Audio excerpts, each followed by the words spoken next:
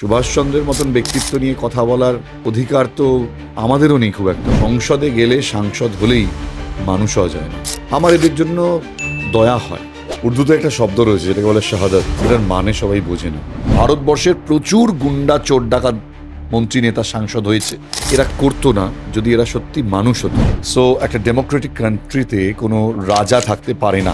এই ব্যক্তিটি এই নেগেটিভ পাবলিসিটিটা বেছে নেওয়ার জন্যই নেতাজি সুভাষচন্দ্র বসুকে হাতিয়ার করেছে। বেসিক্যালি এদের জ্ঞান হচ্ছে খুব বেশি হলে গুগল বা এখন চ্যাট জিপিটি, এর বেশি নয়। গুগলে আছে, বুঝাতে আছে, তাকে বলতে হবে। বিজেপি বুঝতে পেরেছে যে এটা একটা ভুল হয়ে গেছে, সে কারণে দাঁড়িয়ে বাধ্য হয়ে মুখ্যমন্ত্রী কথাটা বললেন। কিন্তু দুর্ভাগ্যজনকভাবে একজনও তার দলের নেতারা যারা এগুলো বলেছে তাদের নাম নিলেন না। আমি আলাদা করে কারোর নাম বলবো না। আমার বক্তব্য, শ্যামাপ্রসাদকে প্রতিষ্ঠা করার জন্য সুভাষচন্দ্রকে টানার কি দরকার? এরা সবাই আইডেন্টিটি ক্রাইসিসে ভোগে। এই কমেন্টটা করার পর যদি কেউ মনে করে যে সে আমি বিজেপি বিরোধী, তাহলে বলবো তারা দেশদ্রোহী। নেতাজি সুভাষচন্দ্র বসুকে নিয়ে বারে বারে অপমানজনক মন্তব্য করা হচ্ছে, করছেন সাংসদ থেকে শুরু করে বিভিন্ন জায়গায় সোশ্যাল মিডিয়ায় ব্যবহার করা হচ্ছে বিভিন্ন কুরুচিকর মন্তব্য। কিন্তু তা নিয়ে যেমন একদিকে প্রতিবাদ চলছে সোশ্যাল মিডিয়া থেকে বিভিন্ন জায়গায়, কিন্তু প্রশ্ন উঠছে নেতাজি সুভাষচন্দ্র বসুকে এতদিন পরেও, স্বাধীনতার এত বছর পরেও কেন আক্রমণ করা হবে? আমাদের সঙ্গে এই মুহূর্তে রয়েছেন সাংবাদিক, লেখক, কন্টেন্ট ক্রিয়েটর কুণাল বোস। দাদা, আপনি দীর্ঘদিন ধরে নেতাজিকে নিয়ে লিখছেন, রিসার্চ করছেন। এত বছর পরেও, স্বাধীনতার এত বছর পরেও নেতাজি সুভাষচন্দ্র বসুর মতো মানুষকে নিয়ে সমালোচনা হচ্ছে, চর্চা হচ্ছে, অপমানজনক শব্দ ব্যবহার করা হচ্ছে। উর্দুতে একটা শব্দ রয়েছে যেটাকে বলে শাহাদাত, ঠিক আছে? এটার মানে সবাই বোঝে না। দেশের জন্য প্রাণ দেয়া কি জিনিস সেটা আমাদের মতন সাধারণ মানুষের বোধ বুদ্ধিতে ঢুকবে না। আমরা যতটুকু তাও বোঝার ক্ষমতা রাখি, যারা বলছেন নামেই তারা সাংসদ, সংসদে গেলে সাংসদ হলেই মানুষ হওয়া যায় না। তাই এই যে মানুষগুলো, যাদের তার মধ্যে অন্যতম সুভাষচন্দ্র, তাদের জীবনটা যদি তারা দেখে, তাদের আত্মত্যাগ যদি দেখে, তাদের জীবনের বিশালতা যদি দেখে, তাহলে এই ধরনের কুরুচিকর মন্তব্য এরা করতো না যদি এরা সত্যি মানুষ হতো। আর মানুষই একমাত্র মানুষকে বুঝতে পারে। সুভাষচন্দ্রের মতন ব্যক্তিত্ব নিয়ে কথা বলার অধিকার তো আমাদেরও নেই খুব একটা। মানে কি বলবো ওনাকে নিয়ে, ওরকম একটা ব্যক্তিত্ব। আর যারা এগুলো করছেন তাদের জন্য আমি একটা কথাই বলি, ওই জেসাস বলে গিয়েছিলেন মৃত্যুর আগে যে হে ঈশ্বর, এদের ক্ষমা করে দিও, এরা জানে না এরা কি ভুল করছে।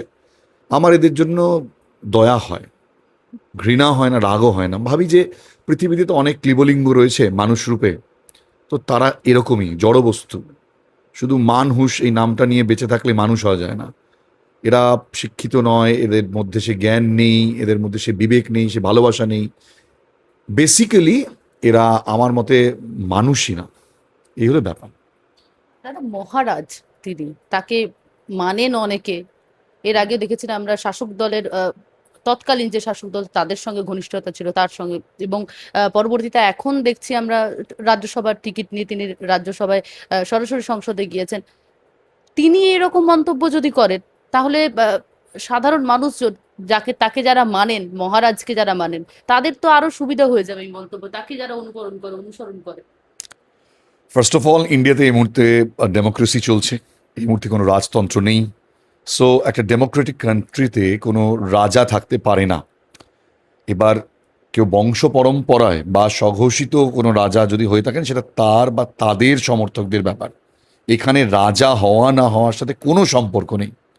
এবার ওই নগেন্দ্র রায়, যার নাম তুমি বলছো, সেই ব্যক্তিটি সাংসদ দুর্ভাগ্যক্রমে। ভারতবর্ষের প্রচুর গুন্ডা চোর ডাকাত মন্ত্রী নেতা সাংসদ হয়েছে, তো তাতে সাংসদ হতে কিছু যায় আসে না। আমার প্রশ্ন সেটা নয়। আমার প্রশ্ন হচ্ছে এই ধরনের মন্তব্য একজন সাধারণ মানুষ থেকে একজন সাংসদ পর্যন্ত কিভাবে করার পর তার বিরুদ্ধে কোনো ব্যবস্থা নেওয়া হয় না। This is the main concern. খারাপ কাজ তো সমাজে করার লোক বসে রয়েছে, কিন্তু যখন তার বিরুদ্ধে শাস্তি রয়েছে, কোর্ট রয়েছে, মামলা হয়, সেগুলো নিয়ে বিচার হয়, তখন মানুষ ভয় পায়। যদি কোনো ভয়ই না থাকে মনের মধ্যে, তখন এই ধরনের কাজ করা কোনো অস্বাভাবিক নয়, ইজিলি করে ফেলতে পারে। রাজ্যে বা দেশে আমরা দেখেছি রাজনৈতিক পালাবদল হয়েছে, কিন্তু আক্রমণের শিকার বারবার নেতাজিকে হতে হচ্ছে কেন? আসলে বেসিক্যালি এক্ষেত্রে যেটা ঘটেছে, এই লোকটার কোনো গ্রহণযোগ্যতা নেই দলে। মানে দল তো করে না, ও একটা বিজেপির সঙ্গে যুক্ত একটি দল, তার থেকে টিকিট পেয়েছে। এই যে গ্রহণযোগ্যতা না থাকা, সে কারণে মানুষের মন এখন টানতে চাইছে, মানুষের কাছে জনপ্রিয়তা বাড়াতে চাইছে। তো জনপ্রিয়তা পেতে গেলে কি করতে হবে? জনপ্রিয় ব্যক্তির বিরুদ্ধে আক্রমণ করতে হবে। ভারতবর্ষে এবং বাঙালির মধ্যে সবচেয়ে বড় আইকন সুভাষচন্দ্র। সুভাষচন্দ্রকে আক্রমণ করলে খুব সহজেই মানুষ এর বিরুদ্ধে গালাগাল করবে, সেটাও তো প্রচার, নেগেটিভ পাবলিসিটি। তো এই ব্যক্তিটি এই নেগেটিভ পাবলিসিটিটা বেছে নেওয়ার জন্যই নেতাজি সুভাষচন্দ্র বসুকে হাতিয়ার করেছে। আবার বলছি, দুঃখ এটা নয় যে ওই লোকটা কাকে নিয়ে বললো, কারণ এই এলি তেলি গাঙ্গু তেলিরা তো অনেক কিছু বলে, তাই বলে কি তোমরা খবর করো? খবর করছো কারণ এর বিরুদ্ধে কোনো ব্যবস্থা নেওয়া হচ্ছে না বলে। যদি কালকে ব্যবস্থা হতো, এত দূর অব্দি ব্যবস্থাটা আসতোই না, এত কথাগুলো আসতোই না। ব্যবস্থা কেন নেওয়া হচ্ছে না? This is the main concern. বারবার সেটাই বলছি। বর্তমান রাজ্যের শাসক দলের তরফ থেকে দাবি করা হচ্ছে, অনেকে বলছেন যে নেতাজিকে কারা তোজোর কুকুর বলেছিল। আবার কেউ মন্তব্য করছে গত 15 বছরে কেন নেতাজির ফাইল খোলা হলো না। এই সব প্রসঙ্গ উঠে আসছে। নেতাজিকে নিয়ে যুগে যুগে রাজনীতি হয়েছে। যে মানুষটা আজ পৃথিবীতে নেই, মানে সশরীরে তো নেই, সেই মানুষটা তোমার আমার সামনে উপস্থিত নেই। তো সেই মানুষটাকে নিয়ে কথা বলা খুব সহজ। সেই মানুষটাকে ভগবান বানিয়ে দিয়েছো, সেই মানুষটাকে নিয়ে এখন যা ইচ্ছা বলতে পারো। ব্যাপারটা হচ্ছে, নেতাজি যা করে গিয়েছেন, তিনি সেটা দেখার জন্য আজকে বসেও নেই। তাই এরা যা বলছে, এদের বলাতে নেতাজির তো কিচ্ছু যায় আসে না। গায়ে লাগে কাদের? সাধারণ আমরা দেশবাসীর, যারা তাকে ভালোবাসি।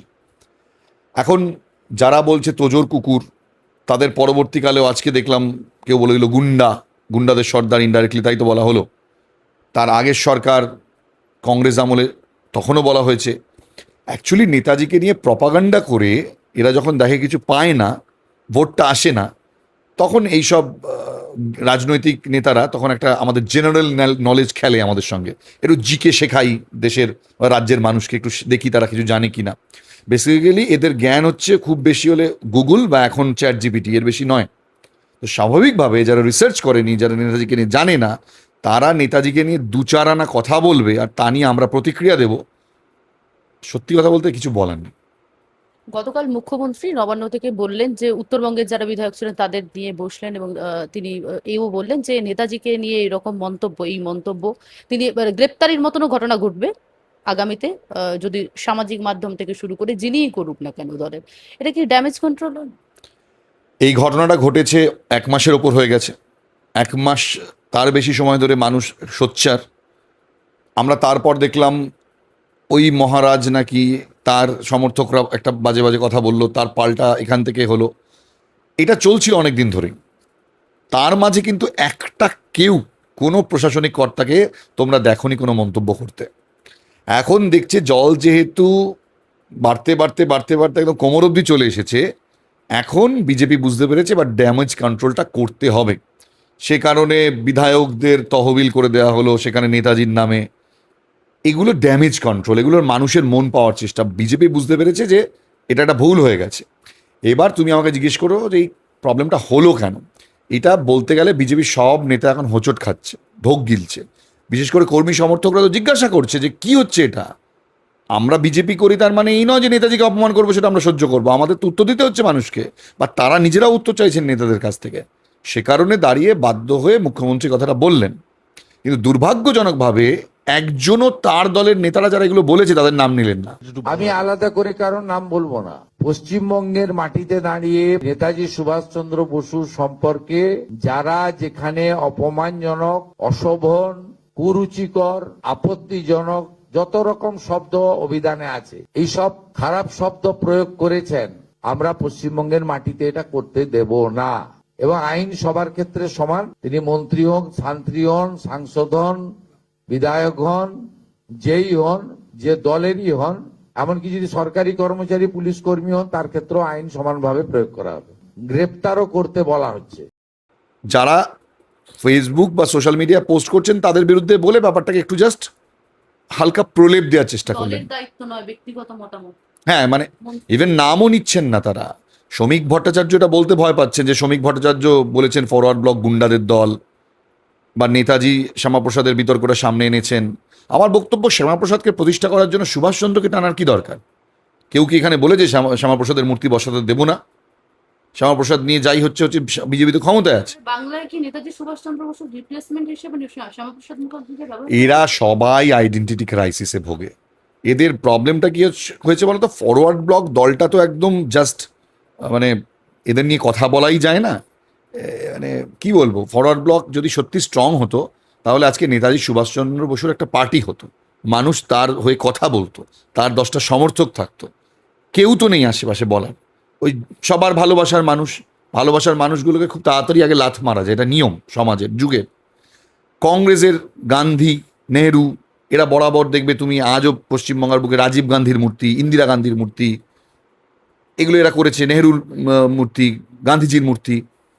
সুভাষচন্দ্রের মূর্তির অভাব নেই, সেটা বলছি না, কিন্তু তৃণমূল যে এলো, তৃণমূলের আবার এই ধরনের বাবা কাকা কেউ ছিল না কোনোদিনও, কারণ তারা তো কংগ্রেস ভেঙে এসেছিল। মানে তারা আবার ওর মূর্তি নিয়ে খুব একটা যায়নি, তারা চারিদিকে অনুপ্রেরণার ফলক বানিয়ে ফেলেছে, সেটা অন্য গল্প। আর বিজেপি এখন এসছে, তাদের অস্তিত্ব সংকট, তার এখন শ্যামাপ্রসাদের নামটাকে এস্টাবলিশ করতে হবে। সুভাষচন্দ্রের নাম, রাস্তার নাম মুছে দিয়ে শ্যামাপ্রসাদের নামে রাস্তা বানিয়ে ফেললো। সুভাষচন্দ্রকে যত বেশি অবজ্ঞা করবে তত বেশি মানুষের মন থেকে দূরে যাবে। এই কমেন্টটা করার পর যদি কেউ মনে করে যে আমি বিজেপি বিরোধী, তাদের বলবো যে মূর্খের স্বর্গে বাস করা ছেড়ে দাও। ভারতের স্বাধীনতা সংগ্রামের 15ই আগস্টের আগে ইন্টারভিউটা নিচ্ছ, আজকের ডেটে দাঁড়িয়ে যদি কেউ সুভাষচন্দ্রকে অপমান করে আর কেউ যদি মনে করে এটা অ্যান্টি বিজেপি স্টেটমেন্ট, তাহলে বলবো তারা দেশদ্রোহী। তারাই অ্যাকচুয়ালি দেশদ্রোহী, যারা দেশের গ্রেট সানদের বিরুদ্ধে ওঠা কথা অ্যাটলিস্ট পলিটিক্যাল কমেন্ট হিসেবে নেয় না। মানে তারা সেখানে প্রতিবাদ করে না, তারা কম্প্রোমাইজ করে সেখানেও রাজনৈতিকভাবে। রাজনীতি আমাদের দেশের নেতাদের এতটা অধিকার দেয়নি যে আমাদের স্বাধীনতা সংগ্রামী বা এত বড় মহান মহান ব্যক্তিত্ব যারা আমাদের দেশের জন্য সমস্ত কিছু দিয়ে দেশটাকে স্বাধীন করেছে তাদেরকেও অপমান করবে, এত অধিকার কেউ দেয়নি। মানুষ তুলেছে, মানুষ ফেলতে পারে দুদিন, তাই জন্য উদ্ধত্ত ভালো না। তুমি তো দীর্ঘদিন রিসার্চ করছো, নেতাজি সুভাষচন্দ্র বসুর সত্যি কি রিপ্লেসমেন্ট শ্যামাপ্রসাদ মুখোপাধ্যায়, যেটা করার চেষ্টা? প্রসঙ্গটা ওঠেই না। শ্যামাপ্রসাদ মুখোপাধ্যায়কে নিয়ে খারাপ কথা বলার যেমনি জায়গা নেই, সেটাকেও আমি সমর্থন করি না। তিনি একজন বিখ্যাত বাবার সন্তান শুধু নন, তিনি ওরকম লেভেলের একজন শিক্ষাবিদ ছিলেন।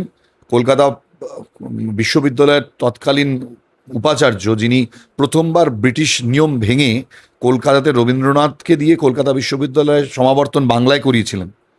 এবং শ্যামাপ্রসাদ মুখোপাধ্যায় বাংলার রাজনীতিতে যথেষ্ট তাৎপর্যপূর্ণ একটা নাম, এ বিষয়ে কোনো সন্দেহ নেই। লোকটাকে পুরোদমে গায়েব করে দেওয়া হয়েছে রাজনীতির চাপে পড়ে, এবং পাহাড়ি নিয়ে গিয়ে তাকে মেরেও ফেলা হয়েছে। এই সমস্ত কিছুকে আমি সমর্থন করি, কিন্তু নেতাজি সুভাষচন্দ্র বসুর সঙ্গে যখন তার কম্প্যারিজন হবে তখন আমি বলবো শ্যামাপ্রসাদ যদি বাংলা বাঁচানোর লড়াই করে থাকে, সুভাষ দেশ বাঁচানোর লড়াই লড়েছিল। দেশ যদি না থাকতো তাহলে বাংলার কোনো অস্তিত্বই থাকতো না। তাই ওই মহান নেতার সঙ্গে কখনো শ্যামাপ্রসাদের তুলনা করতে যাবেন না। শ্যামাপ্রসাদ, নেহেরু, গান্ধী এদেরকে আলাদা পংক্তিতে রাখুন, কিন্তু সুভাষ বোস আলাদা লোক, ওর সাথে আর কার তুলনা করবেন না প্লিজ। সামাজিক মাধ্যমে যে মন্তব্য করা বা বিভিন্ন রকম এই কুরুচিকর মন্তব্য বা পোস্ট করা, এখন দেখা যাচ্ছে মানে নেতাজিপন্থী আবার গান্ধীপন্থী দেখা যায়, এই বিষয়টা নিয়ে কি বলবো? ওগুলো যুগে যুগে ছিল, ওগুলো হচ্ছে অশিক্ষিত মানুষের লক্ষণ। আজকে যারা এইসব কথাগুলো বলে, গান্ধী সুভাষের বিবাদ ছিল সেটা সবাই জানে, ইতিহাসই বলে তা। কিন্তু এটাও তো সত্যি যে গান্ধী ব্রিগেডকেও সুভাষচন্দ্র যথেষ্ট রেসপেক্ট দিয়েছিল আজাদিন ফৌজে। যারা এই বিতর্কগুলো টানে তারা এটা জানে না অনেকেই যে সুভাষচন্দ্র বসুই কিন্তু মোহনদাস করমচাঁদ গান্ধীকে ফাদার অফ দ্য নেশন বা জাতির জনক বলেছিলেন। তাই তাদের মধ্যে কিন্তু এরকম নোংরামি ছিল না, হয়তো ডিফারেন্স অফ ওপিনিয়ন ছিল, সেটা কিন্তু সম্মানের সঙ্গে ছিল। আজকের বর্তমান সময়ে রাজনীতিবিদরা এই কালচারটা জানেনই না, যাকে শিষ্টাচার কাকে বলে। শিষ্টাচারের তারা পুরো একেবারে বলতে পারো শ্রাদ্ধ করে ফেলেছে। এখন সবাই নতুন করে সাধু হওয়ার চেষ্টা করছে। বেসিক্যালি আমার একটাই পরিষ্কার বক্তব্য, নেতাজির নামে কোনো তহবিল করার দরকার নেই। যুগে যুগে অনেক কিছু হয়েছে, লক্ষ্মীর ভাণ্ডার চলে গিয়ে এখন অন্নপূর্ণা এসছে, ওটাকে কনফার্ম করুন কারা পাবে কারা পাবে না। আগামী দিনে চাকরি বাকরি হবে কিনা সেটা কনফার্ম করুন, আমি বলছি না আপনারা পারবেন না। আগামী দিনে রাস্তাঘাট পরিষ্কার ঠিক করুন। আমি কদিন আগে দক্ষিণ 24 পরগনা থেকে ঘুরে এলাম, জঘন্য অবস্থা রাস্তাঘাটের। ইন্ডাস্ট্রি আনুন, মানুষকে চাকরি দিন, মানুষ এসব চায়। আপনাদের থেকে নতুন করে ইতিহাস আমরা পড়তে চাই না। ইতিহাস পড়ার জন্য আমাদের কাছে যথেষ্ট উপাদান বইটই আছে। আপনারা আমাদের ইতিহাসের টিচার নন, আপনারা রাজ্যটাকে বাঁচান। আপনাদের তো মানুষ এনেছে কি মমতা ব্যানার্জির হাত থেকে বাঁচানোর জন্য? তাহলে সেই কাজটা করুন। নেতাজিকে নিয়ে বেশি আপনাদের মাথা ঘামানোর দরকার নেই। উনি যথেষ্ট বিশ্ববরণ্য, মানুষ ওনাকে, বাঙালি ওনাকে ভালোবাসে। অসংখ্য ধন্যবাদ। আমাদের সঙ্গে এতক্ষণ ছিলেন সাংবাদিক, লেখক, কন্টেন্ট ক্রিয়েটর কুণাল বোস, এবং নেতাজিকে নিয়ে বারে বারে যে অপমানজনক মন্তব্য তার বিষয়ে একেবারে মন্তব্য করলেন। ক্যামেরায় শুভদীপের সঙ্গে শোভনের রিপোর্ট, বাংলা হান্ট, কলকাতা। আরো ভালো ভালো খবর দেখতে সাবস্ক্রাইব করুন বাংলা হান্টের ইউটিউব চ্যানেল। বাংলা হান্টের আরো খবর দেখতে নজর রাখুন। বাংলা খবর মানেই বাংলা হান্ট।